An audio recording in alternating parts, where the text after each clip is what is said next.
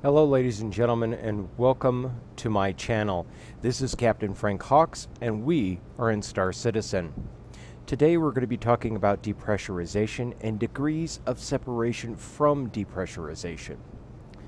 Essentially speaking, depressurization is something that has been talked about off and on by CIG in relation to Star Citizen and Squadron 42. When a ship is damaged, if a door is opened by accident to an area that is directly exposed to the vacuum of space, how it will depressurize. People could potentially be thrown from the area, things of that ilk. Depressurization may play a big part in piracy, hacking, and even accidents. Also in warfare, when there is a big hole put in the side of your ship, even a tiny hole, in the vacuum of space, you could be sucked through that hole. Even if the hole is as small as a pinhole, you could be sucked through it. That is how powerful the vacuum of space is. It is the universe's and our best version of the human blender. Anyhow, today we're going to be talking about 3 vehicles, all of which I have talked about before with the exemption of one, and we're going to be talking about the math of the degree of separation. Essentially speaking, degrees of separation are measured by the numbers of spaces for which you are separated completely without any immediate direct access to the outside of your ship and or vehicle. So, let's begin.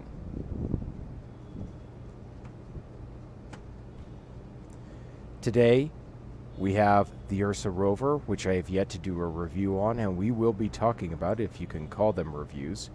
We have the Aegis Dynamics Avenger Titan, which thus far has been one of my more favorite ships.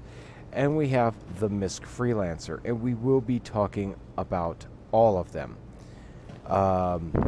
Let's start with the Titan. The Titan has a ramp on the rear, and because sometimes that back area is full of the 8 SCU of cargo it can carry, which is far better than any of the other beginner ships there are out there. My high recommendation is that you get a beginning package and upgrade to an Avenger Titan. It is well worth your time. It has lots of firepower. It's a really good ship. And as I've said before, if you take care of it, it will take care of you. That and it looks cool. So the canopy on the front of the ship also opens. So,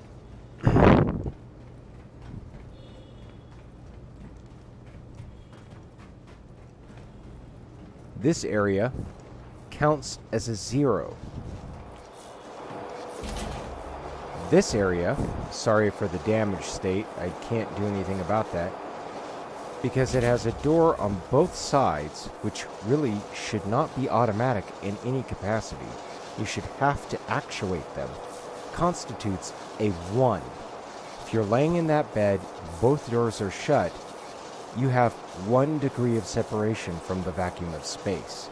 Up there being the cockpit, inside of this little hallway that is a huge waste of space, also counts as a 0. 0 degrees of separation here. So this ship has only 1 degree of separation. Now, for a fighter class ship,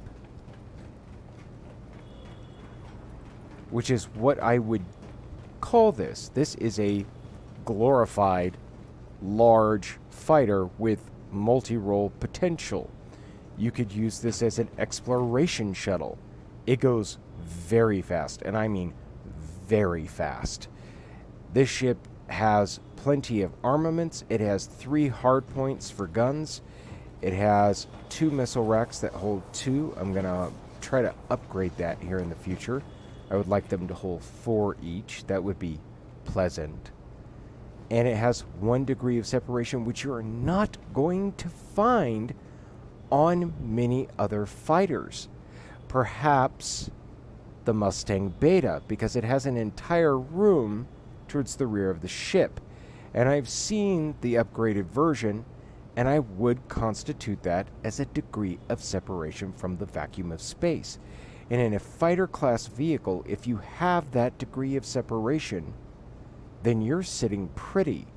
You could park it someplace on an asteroid or on a planet that has a nasty environment that you can't breathe.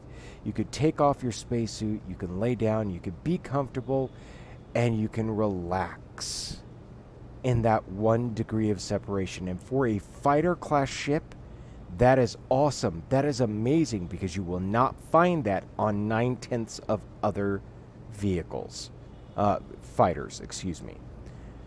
Now let's go into my greatest disappointment, the thing that tears at my heart the most, the MISC Freelancer. Here we have a large cargo space that has a direct opening to the vacuum of space or to a nasty environment that we cannot breathe.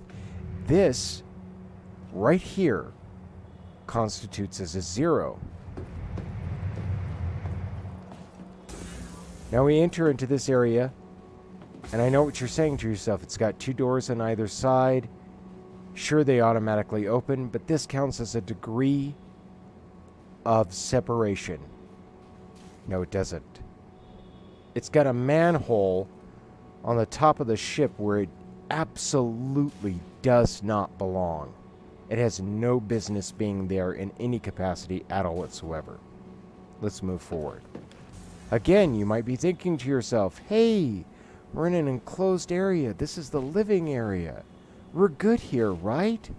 No, because some idiot put an extra door here as opposed to being able to just shut the ramp, lock it behind you, walk up to the bridge, and all be good. So this also counts as a 0. Here we enter into the bridge, a fully enclosed space. This is the only space on the ship that counts as a degree of separation from the vacuum of space. Any and all crew who are outside of this area would be sucked up into the vacuum of space by a hacker, by a pirate, by a douchebag.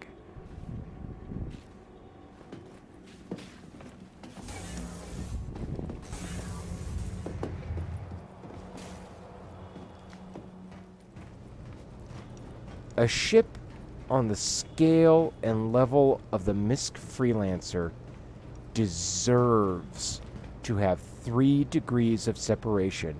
If you are 3 degrees separated from the vacuum of space, you are safe. You are 100% safe. This ship, which should have those 3 degrees of separation, doesn't. Now let's go over here and talk about our bitty little rover over there, which one day, when this MISC Freelancer magically turns into a MISC Freelancer Max, I'm going to see if this bitch fits in the back of that. So here we have the Ursa rover, which I still do need to do a criticism video of. As you can plainly see, there is an opening here, and as most people know, pardon the fire, there is a rear door right here. And then there is this Mashiva. There should never be automatic doors when you're either dealing with the vacuum of space or a toxic atmospheric environment. This right here constitutes 1 degree of space from the vacuum of, well, not from the vacuum of space, because this will never be in space, from a toxic environment. 1 degree is not bad for a vehicle of this size, but I expected more. I don't like redundancy. There is no need for there to be more than 1 door right here. Anyways, let's continue.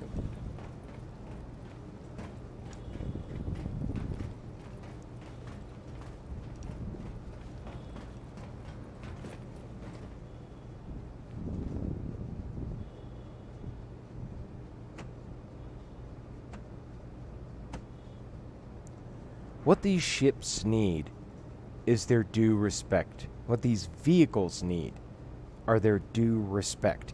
What they require is when they are redone, and I'm sure they'll be redone again, players like to bitch, what they will need is the respect of the vacuum of space, depressurization, and of course, toxic environments. Also, there has been toilets, kitchens, places to comfortably sit in most of these ships, and that by itself should tell you that CIG, aka Cloud Imperium Games, are thinking about comfort, which means this wonderful spacesuit that I'm wearing that has all the EpiPens of life and oxygen will sooner or later need to be taken off for no other reason than the human being wearing it will require to be comfortable. It is as simple as that. Anyways, thank you for coming and watching my video. Please like, please subscribe, especially if you want to see more videos like this. Don't forget to hit that little bell icon if you want to see my content as soon as it is released. Anyways, have fun, stay safe. This is Captain Frank Hawks, signing off.